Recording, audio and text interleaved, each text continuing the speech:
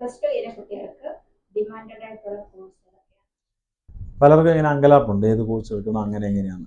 ഒരുപാട് കോഴ്സുകളുണ്ട്. അതായത് മെഡിക്കൽ കോഴ്സുണ്ട്, അതുപോലെ തന്നെ എന്ന് പറഞ്ഞാൽ പാരാമെഡിക്കലുണ്ട്, അതുപോലെ ഫാർമസ്യൂട്ടിക്കൽ മേഖലകളുണ്ട്, അതുപോലെ എഞ്ചിനീയറിംഗ് ഉണ്ട്, arts and science, management educations, ഒത്തിരി കോഴ്സുകളുണ്ട്. ഏറ്റവും സ്റ്റേബിലിറ്റി, കാരണം ഇനി എയുടെ കാലഘട്ടം വരികയാണ്. പല മേഖലയിൽ മാൻ പവറിൻ്റെ ആവശ്യം കുറയും, മനുഷ്യൻ്റെ സേവനം കുറയുക. അപ്പോൾ ഏറ്റവും ഡിമാൻഡ് ആയിട്ട് വരുന്നതെന്ന് പറഞ്ഞാൽ ആതുര സേവന മേഖലയാണ്. ഇന്ത്യയിലെന്നല്ല, ലോകത്തെല്ലായിടത്തും ഏറ്റവും കൂടുതൽ ഇൻവെസ്റ്റ്മെൻറ്റ് ഉള്ളത് ഈ ഫാർമസ്യൂട്ടിക്കൽ, എഡ്യൂക്കേഷൻ ആൻഡ് മെഡിക്കൽ, ഈ 3 മേഖലയിലാണ് ഇൻവെസ്റ്റ്മെൻറ്റ് കൂടുതലുള്ളത്. അത് നിങ്ങൾ സ്റ്റോക്ക് മാർക്കറ്റൊക്കെ ചെക്ക് ചെയ്താൽ അറിയാൻ പറ്റും. അപ്പോൾ അതിലും നേഴ്സിംഗ് എടുത്തു കഴിഞ്ഞാൽ ഗുണമെന്ന് പറഞ്ഞാൽ പെട്ടെന്ന് ജോലി കിട്ടും, എല്ലായിടത്തും നമുക്ക് ചാൻസസ് ഉണ്ട്. കാരണം നമുക്ക് ഇന്ന് എടുത്തു കഴിഞ്ഞാൽ വീട്ടിൽ നമ്മൾ അടുക്കളയിൽ ഈ പലവ്യഞ്ജനങ്ങൾ സൂക്ഷിക്കുന്ന പോലെ എന്തെങ്കിലുമൊക്കെ മരുന്ന് നമ്മുടെ വീട്ടിലുണ്ടാവും. അതെന്ന് പറഞ്ഞാൽ ഫാർമസ്യൂട്ടിക്കൽ മേഖലയുടെ ഒരു ഭയങ്കര കടന്നുവരവാണത്. അടുക്കള വരെ ആയിട്ടുണ്ട്, അതൊരു ഘടകമാണ്. പിന്നെയെന്ന് പറഞ്ഞു കഴിഞ്ഞാൽ ഈ യാതൊരു സേവന മേഖല എന്ന് പറഞ്ഞാൽ നേഴ്സസ് എന്ന് പറയുമ്പോഴത്തേക്കും നമുക്ക് ഡയറക്റ്റ് കൊടുക്കണം അതിന് സേവനം. അല്ലാതെ കമ്പ്യൂട്ടർ സയൻസിൻ്റെ IT സെക്ടേഴ്സിലൊക്കെ വർക്ക് ചെയ്യുന്ന പോലെ എവിടെയെങ്കിലും ഒരു കുടയും ഒരു പ്രിൻ്ററും ഒരു ലാപ്ടോപ്പും ഇച്ചിരി കറണ്ടും ഉണ്ടെന്നുണ്ടെങ്കിൽ എവിടെ നിന്ന് വേണമെങ്കിലും നമുക്ക് ചെയ്യാവുന്നതാണ്. മാൻ പവർ ഡയറക്റ്റ് കൊടുക്കേണ്ട. ആ മേഖലയിലേക്ക് ഇപ്പോൾ AI വരാൻ പോകും. അതിന് എല്ലാ മേഖലയെന്നല്ല, കുറേ ഏരിയാസ്, അതിനകത്ത് ഡിമാൻഡായിട്ടുള്ള കുറേ ഏരിയാസ് വേറെ വരുന്നുണ്ട്. അപ്പോൾ നേഴ്സിംഗ് ആണ് എൻ്റെ അഭിപ്രായത്തിൽ ഏറ്റവും എന്ന് പറഞ്ഞാൽ വളരെ കുറഞ്ഞ ചിലവിൽ, എന്നാൽ കൂടുതൽ സാലറി, അതിന് ഇൻവെസ്റ്റ് എന്ന് പറഞ്ഞാൽ നമ്മളിപ്പോൾ ഒരു മുടക്കുന്ന പൈസയാണ്. എപ്പോഴും നമ്മൾ ചിന്തിക്കേണ്ടത് നമ്മൾ മുടക്കുന്ന പൈസയ്ക്ക് ബെനിഫിറ്റ് തിരിച്ച് കിട്ടണമല്ലോ. ഉദാഹരണം, നമ്മളിപ്പോൾ ഒരു 10 ലക്ഷം രൂപ അല്ലെങ്കിൽ 5 ലക്ഷം രൂപ 8 ലക്ഷം രൂപ ഒരു കുട്ടി നേഴ്സിംഗ് പഠിക്കുകയാണെന്നുണ്ടെങ്കിൽ പഠിച്ചിറങ്ങി വരുമ്പോഴത്തേക്കിന് അതിൻ്റെ ഡ്യൂറേഷൻ 4, ചിലപ്പോൾ 5 വർഷം 6 വർഷം വരെയൊക്കെ എടുക്കുമായിരിക്കും. ചിലപ്പോൾ 4 വർഷം 1 വർഷം എക്സ്പീരിയൻസ് ചിലർ ചോദിക്കും. ചില രാജ്യങ്ങളിലേക്ക് 2 വർഷത്തെ എക്സ്പീരിയൻസ് ചോദിക്കുന്നുണ്ട്. അങ്ങനെ വരുന്നുണ്ട്. അത്രയും നാൾ കഴിഞ്ഞ് വരുമ്പോഴത്തേക്കിന് നമ്മൾ 4 വർഷം അല്ലെങ്കിൽ 4.5 വർഷമായിരിക്കും നമുക്ക് പലിശരഹിതമായിട്ട് ബാങ്കിൽ നിന്ന് ലോൺ തരുന്നത്. അത് കഴിഞ്ഞ് പലിശ നമ്മൾ കൊടുത്തേ പറ്റും. അപ്പം വരുന്ന ഇൻട്രസ്റ്റ് റേറ്റ് എന്ന് പറഞ്ഞാൽ 11 to 14% വരും. അത്രയും നാൾ എടുക്കാതെ വരുമ്പോൾ അതോടെ ചേർത്തിട്ടാണ് അവർ എടുക്കുന്നത്. നേഴ്സിംഗ് കോഴ്സ്, അതുപോലെ നേഴ്സിംഗ് കോളേജ്, ഇത് രണ്ടും നല്ല നേഴ്സിംഗ് കോഴ്സ് തിരഞ്ഞെടുക്കുന്നതിനെ പറ്റി ആദ്യം നമുക്ക് പറയാം. കാരണം നേഴ്സിംഗ് കോഴ്സ് തിരഞ്ഞെടുക്കുമ്പോൾ ശ്രദ്ധിക്കേണ്ട കാര്യം എന്ന് പറഞ്ഞു കഴിഞ്ഞാൽ ഫസ്റ്റ് കോളേജിന് എല്ലാവിധ അംഗീകാരങ്ങളും ഉണ്ടോ എന്ന് ഉറപ്പുവരുത്തണം. അതുപോലെ central nursing council, INC, Indian nursing council, അതുപോലെ തന്നെ UGCയുടെ അംഗീകാരം, അതായത് യൂണിവേഴ്സിറ്റിയാണ് ആദ്യം കൊടുക്കുന്നത്. യൂണിവേഴ്സിറ്റി ബന്ധപ്പെട്ട് വരുന്നത്. അപ്പോൾ യൂണിവേഴ്സിറ്റിയാണ് എല്ലാ യൂണിവേഴ്സിറ്റിക്കും പെർമിഷൻ ഗ്രാൻഡ് ചെയ്യുന്നത്. അതുണ്ടോ എന്ന് ഉറപ്പുവരുത്തുക. അതുപോലെ തന്നെ സ്റ്റേറ്റ് നേഴ്സിംഗ് കൗൺസിൽ അംഗീകാരം ഉണ്ടോ എന്ന് നോക്കുക. കാരണം ഈ സ്റ്റേറ്റ് നേഴ്സിംഗ് കൗൺസിലിൽ നിന്നാണ് സെൻട്രൽ നേഴ്സിംഗ് കൗൺസിലേക്ക്, INCയിലേക്ക് പേപ്പേഴ്സൊക്കെ പോകുന്നത്, എന്നിട്ടാണ് അപ്രൂവൽ തരുന്നത്. അതുപോലെ UGCയുടെ അംഗീകാരം ഇല്ല എന്നുണ്ടെന്നുണ്ടെങ്കിൽ ഈ പറയുന്ന യൂണിവേഴ്സിറ്റിയുടെ അംഗീകാരം പോകും. അത് മാത്രമല്ല, മുൻകാലങ്ങളിൽ അതിന് അംഗീകാരങ്ങളുണ്ടോ എന്ന് ഉറപ്പുവരുത്തണം, ഇടയ്ക്ക് പോയിട്ടുണ്ടോ എന്നുള്ളത്. കാരണം ഇപ്പോൾ ഉദാഹരണം പറയുകയാണെങ്കിൽ കർണാടകത്തിൽ 2017 INC എടുത്തു കളഞ്ഞു. അതിന് കാരണം എന്താണെന്ന് വെച്ച് കഴിഞ്ഞാൽ ഒത്തിരിയാണ് പറയാനാണെങ്കിൽ ചുരുക്കി പറയാം. കാര്യം സ്വന്തമായിട്ട് 100 കിടക്കയുള്ള ഹോസ്പിറ്റൽ വേണം, സ്വന്തം ബിൽഡിംഗ് വേണം. ഇത് രണ്ടും ഇല്ലാത്ത കോളേജുകൾക്കാണ് അംഗീകാരം എടുത്തു കളഞ്ഞത്. അപ്പോൾ അന്നേരം അങ്ങനെ വന്നപ്പോഴത്തേക്കിന് മലയാളി കുട്ടികളാണല്ലോ ഒരുപാട് മറ്റ് സംസ്ഥാനങ്ങളിൽ പഠിക്കുന്നത്. അവർക്കെല്ലാം ഒരു പ്രശ്നമായി കഴിഞ്ഞപ്പോഴത്തേക്കിന് അത് ഹൈക്കോടതിയിലേക്ക് മൂവ് ചെയ്തു.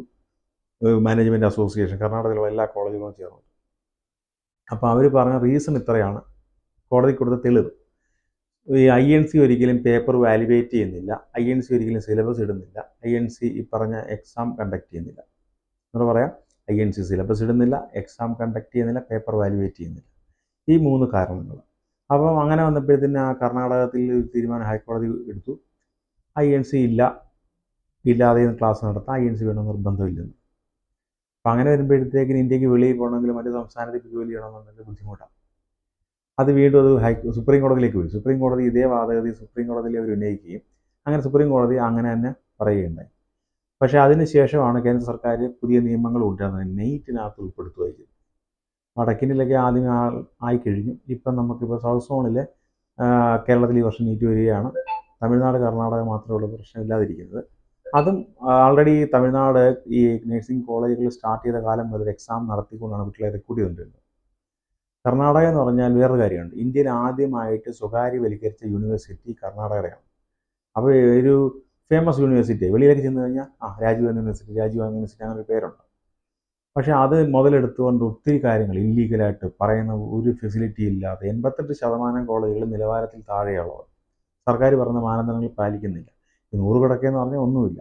ഏറ്റവും നല്ലതെന്ന് പറഞ്ഞാൽ മെഡിക്കൽ കോളേജിൽ പഠിച്ച ഒരു ഗുണമെന്ന് പറഞ്ഞാൽ ഇതിനകത്ത് പഠിക്കേണ്ട വിഷയങ്ങൾ സർജിക്കൽ നഴ്സിംഗ് ഉണ്ട്, അതുപോലെ തന്നെ അനാട്ടമി ഉണ്ട്, genetics, pathology, microbiology, child health nursing, mental health nursing. ഇതൊക്കെയെന്ന് പറഞ്ഞാൽ ഈ പറഞ്ഞ പോലെ മൾട്ടി സ്പെഷ്യാലിറ്റിയിൽ മെഡിക്കൽ കോളേജിലൊക്കെ ഉണ്ടാവുള്ളൂ. ഈ മെൻ്റൽ ഹെൽത്ത് നഴ്സിംഗിൻ്റെ എന്ന് പറഞ്ഞാൽ സൈക്കാട്രിക് ഡിപ്പാർട്ട്മെൻറ്റ്സ് പറയുന്ന ചെറിയ ഹോസ്പിറ്റൽസ് ഉണ്ടാകത്തില്ല, മെഡിക്കൽ കോളേജിൽ വരികയുള്ളൂ. അവിടെ പഠിച്ചാൽ അത്രയും ബെനിഫിറ്റ്സാണ്. പഠിക്കേണ്ട വിഷയം അവിടെ ഉണ്ടോ എന്ന് നോക്കണം, എക്സ്പീരിയൻസ് ചെയ്യാനായിട്ട്. അതും വേണ്ടേ, ഇത് തിയറി പഠിച്ചിട്ട് കാര്യമില്ലല്ലോ. അത് നമ്മൾ മനസ്സിലാക്കേണ്ടതായിരുന്നു. കോളേജ് തിരഞ്ഞെടുക്കുമ്പോൾ നമ്മൾ എന്തൊക്കെ കാര്യങ്ങളാണ് നേഴ്സിംഗ് കോളേജ് തിരഞ്ഞെടുക്കുമ്പോൾ ശ്രദ്ധിക്കേണ്ട ചില കാര്യങ്ങളെന്ന് പറഞ്ഞാൽ ഇതിന് അംഗീകാരങ്ങളെല്ലാം ഉണ്ടോയെന്ന് ഉറപ്പ് വരുത്തുക. ഏതൊക്കെ രീതിയിൽ അംഗീകാരം വരുന്നതെന്ന് വെച്ചാൽ Indian nursing council, state nursing council, അതുപോലെ UGC അംഗീകൃതമായിട്ടുള്ള ഒരു യൂണിവേഴ്സിറ്റി ഉണ്ടാവും, അതുകൊണ്ടൊന്ന് ഉറപ്പ് വരുത്തുക. അത് മാത്രമല്ല മുൻകാലങ്ങളിൽ ഇതിന് ഏതെങ്കിലും കാരണവശാൽ അംഗീകാരങ്ങൾ നഷ്ടപ്പെട്ടിട്ടുണ്ടോ എന്ന് ഉറപ്പ് വരുത്തേണ്ടതുണ്ട്. പിന്നെന്ന് പറഞ്ഞു കഴിഞ്ഞാൽ കോളേജിൻ്റെ വാർഷിക റിസൾട്ട് ഒരു ഘടകമാണ്. 100% ഒരുപോലെ വന്നു കഴിഞ്ഞാൽ റിസൾട്ട് ഒരേപോലെ മാർക്ക് സ്കോർ ചെയ്യുക എല്ലാ കുട്ടികളും എന്നുണ്ടെങ്കിൽ അത് കോപ്പിയാണെന്ന് അറിയാൻ പറ്റും. ഏകദേശം അടുത്തടുപ്പിച്ചൊക്കെ വരുന്നത് അത് നല്ല അല്ല. പിന്നെ എന്ന് പറഞ്ഞാൽ രണ്ടാമതെന്ന് പറഞ്ഞാൽ വേരിയസ് ആയിട്ടുള്ള റിസൾട്ട്, അതായത് rank holders, distinction, first class അങ്ങനെയൊക്കെ വരികയാണെന്നുണ്ടെങ്കിൽ റാങ്ക് ഹോൾഡേഴ്സ് എന്ന് പറയുമ്പോൾ യൂണിവേഴ്സിറ്റിയിലെ ടോപ്പേഴ്സ് ആയിരിക്കും. അപ്പോൾ അങ്ങനെ വരുമ്പോൾ ആ ബെനിഫിറ്റ്സ് ആ കോളേജിനുണ്ടാവും. അത് കോളേജിൻ്റെ ഒരു അച്ചീവ്മെൻറ്റ്സ് ആയിട്ടാണ് കരുതുക. അപ്പോൾ അവിടെ പഠിക്കുന്ന കുട്ടികൾക്ക് അതുണ്ടാവും അതിൻ്റെ ബെനിഫിറ്റ്സ്. അത് മാത്രമല്ല പ്ലേസ്മെൻറ്റ് ചെല്ലുമ്പോൾ അത് വളരെ ഗുണകരമായിരിക്കും, ആ സ്റ്റാൻഡേർഡ് കോളേജിലാണ് പഠിച്ചതെന്നുള്ളത്. പിന്നെ പ്രധാനമായിട്ട് ഹോസ്പിറ്റൽ ഉണ്ടായിരിക്കണം. അത് 2017 ഈ INC എടുത്തു കളഞ്ഞായിരുന്നു കർണാടകത്തിൽ. അതെന്താണെന്ന് വെച്ചാൽ സ്വന്തമായിട്ട് 100 കിടക്കയുള്ള ഹോസ്പിറ്റൽ വേണം, സ്വന്തം ബിൽഡിംഗ് വേണം. ഇങ്ങനൊരു നിഗമനത്തിലേക്ക് ഈ സർക്കാർ എത്താനുള്ള കാരണം എന്താണെന്ന് വെച്ചാൽ പല രാജ്യങ്ങളും, വിദേശ രാജ്യങ്ങളും കുട്ടികൾ ജയിലിൽ കിടക്കേണ്ടി വന്നിട്ടുണ്ട്, അതുപോലെ നിയമ നടപടികൾ നേരിടുന്നുണ്ട്. ഇതെന്താണെന്ന് വെച്ചാൽ ഇപ്പോൾ ഒരു കോളേജിൽ ഒരു കുട്ടി പഠിക്കുന്നു, അതേ സ്ഥാപനത്തിൽ നിന്ന് തന്നെ 10 വർഷം കഴിഞ്ഞ് വേറൊരു കുട്ടി പഠിച്ചിറങ്ങി പോവാം. അങ്ങനെ ഇറങ്ങി പോകുമ്പോഴത്തേക്കിന് രണ്ട് അഡ്രസ്സാണ് കാണിക്കുന്നത്, കോളേജിൻ്റെ പേര് മാത്രമൊന്ന്. അപ്പോൾ അവർ ഒരിക്കലും INC-യിലേക്കോ അല്ലെങ്കിൽ സ്റ്റേറ്റ് നേഴ്സിംഗ് കൗൺസിലേക്കോ വിളിച്ച് അന്വേഷിക്കത്തില്ല, അന്വേഷിക്കുന്നത് യൂണിവേഴ്സിറ്റിയിലേക്കായിരിക്കും. അപ്പോൾ അവർ പറയും ഇതുപോലെ കോളേജ് ഉള്ളതാണ്, പക്ഷേ അത് റെൻ്റ് ബിൽഡിംഗ് ആയിരുന്നു, അവിടുന്ന് അത് ഷിഫ്റ്റ് ചെയ്യപ്പെട്ടത് കൊണ്ടാണ് ഈ അഡ്രസ്സ് വ്യത്യാസം വന്നിരിക്കുന്നത്. കാരണം ഇപ്പോഴെന്ന് പറഞ്ഞാൽ ഈ തീവ്രവാദവും മറ്റ് പ്രശ്നങ്ങളും, പിന്നെ ഇല്ലീഗൽ ആക്ടിവിറ്റീസ്, ഈ മയക്കുമരുന്ന് കടത്ത്, പിന്നെ ഇല്ലീഗലായിട്ട് സ്മഗ്ലിങ്സൊക്കെ ഒത്തിരി ഉണ്ടല്ലോ. അതുകൊണ്ട് ഇപ്പം ശരിക്കും മറ്റ് വിദേശ രാജ്യങ്ങളിൽ നിന്ന് വരുന്ന ആൾക്കാരെ അവർ ശരിക്കും അനലൈസ് ചെയ്യും. ഇപ്പോൾ യൂറോപ്പ് എന്ന് പറയുമ്പോൾ ഒരു യൂണിയനാണ്, ഏത് രാജ്യത്തേക്ക് എന്നാലും അവരുടെ കയ്യിലെല്ലാം നമ്മുടെ ഡേറ്റാസ് ഉണ്ടാവും, അതൊരു ഘടകമാണ്. അതുകൊണ്ടാണ് അങ്ങനെ ചെയ്യുന്നത്. അപ്പോൾ അത് നോക്കുമ്പോൾ ഇവർ നോക്കുമ്പോൾ സർക്കാരിൻ്റെ വെബ്സൈറ്റ് നോക്കുമ്പോൾ സർക്കാർ പറയുന്നത് മാനദണ്ഡം ഇങ്ങനെയൊക്കെയാണ്. ഇതിന് വിരുദ്ധമായിട്ട് അവർ പ്രവർത്തിച്ചിരിക്കുന്നത് ആൾറെഡി കണ്ടുപിടിച്ചു കഴിഞ്ഞു. അടുത്ത കാര്യം എന്ന് പറഞ്ഞു കഴിഞ്ഞാൽ ഈ ഹോസ്പിറ്റൽ 100 കിടക്കയുള്ള ഹോസ്പിറ്റൽ എന്ന് പറഞ്ഞാൽ എന്തുവാ, ഒന്നുമില്ല. അപ്പോൾ അതിനകത്ത് പഠിക്കേണ്ട വിഷയം എന്ന് പറയുമ്പോൾ മെഡിക്കൽ സർജിക്കൽ നഴ്സിംഗ്, അത് മെഡിക്കൽ കോളേജിൽ അല്ലെങ്കിൽ സർജറി നടക്കുന്ന ഹോസ്പിറ്റൽസിലായിരിക്കും ഫാക്കൽറ്റീസ് ഉണ്ടാവുള്ളൂ. അതവിടെ ഉണ്ടോ എന്ന് ഉറപ്പ് വരുത്തണം. അതുപോലെ ചൈൽഡ് ഹെൽത്ത് നഴ്സിംഗ് എന്ന് പറയുന്നത്, അത് പീഡിയാട്രീഷ്യനാണ് അത് കൈകാര്യം ചെയ്യുന്നത്, അതവിടെ ഉണ്ടോ എന്ന് ഉറപ്പ് വരുത്തുക. അതുപോലെ മെൻ്റൽ ഹെൽത്ത് നഴ്സിംഗ്, അതായത് ചെറിയ ഹോസ്പിറ്റൽസിൽ സൈക്കാട്രിക് ഡിപ്പാർട്ട്മെൻറ്റ്സ് വരത്തില്ല, മെഡിക്കൽ കോളേജിൽ ഉണ്ടാവുള്ളൂ, അതവിടെ ഉണ്ടോ എന്ന് ഉറപ്പ് വരുത്തണം. പല കുട്ടികളെന്ന് പറഞ്ഞാൽ കുട്ടികൾ തന്നെ കുട്ടികളെ അങ്ങോട്ട് കൊണ്ടുപോവുക, അതുപോലെ രക്ഷകർത്താക്കളോട് ചോദിക്കുക, അവർക്ക് ഇതിനെപ്പറ്റി ഒരു അറിവില്ല.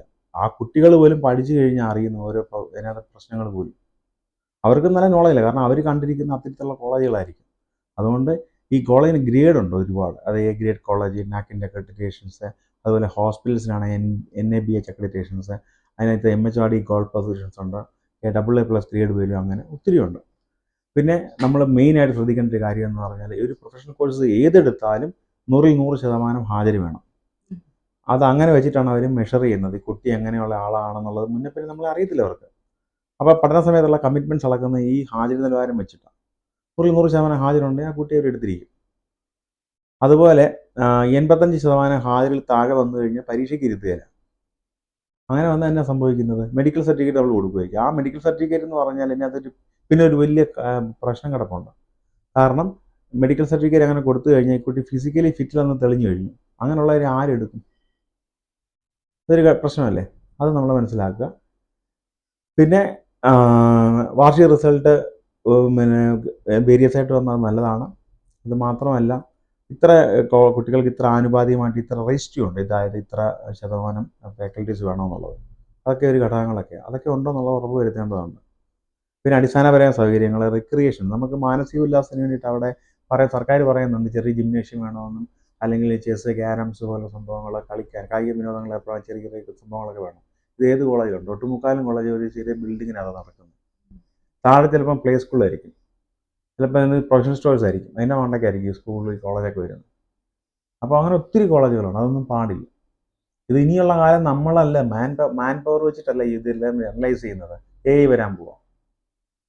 അങ്ങനെ വരുമ്പോഴത്തേക്കിന് ഇത് ശരിക്കും ബുദ്ധിമുട്ടുണ്ടാക്കുന്നുണ്ട് പല കുട്ടികൾക്ക്. അത് മനസ്സിലാക്കി ചെയ്താൽ നല്ലത്. ഇപ്പം തന്നെ ഈ കുറേ സുന്ദര കോണന്മാർ ഇറങ്ങിയിട്ടുണ്ട്. ബസ് സ്റ്റാൻഡുകൾ തോറും അല്ലെ കവലകൾ തോറും 100ൻ്റെ കെട്ട് 200ൻ്റെ കെട്ട് കൊടുത്തിട്ട് വരൂ നിങ്ങളെ അങ്ങനെ പഠിപ്പിക്കുക, നൂലെ കെട്ടി ഇറക്കാമെന്നൊക്കെ പറയും. ഒരിക്കലും അങ്ങനെയൊന്നും അല്ല. കാരണം ഇത് കവലകളിലോ ബസ് സ്റ്റാൻഡുകളിലോ തീരുമാനിക്കപ്പെടേണ്ട ഒരു കാര്യമല്ല എഡ്യൂക്കേഷൻ.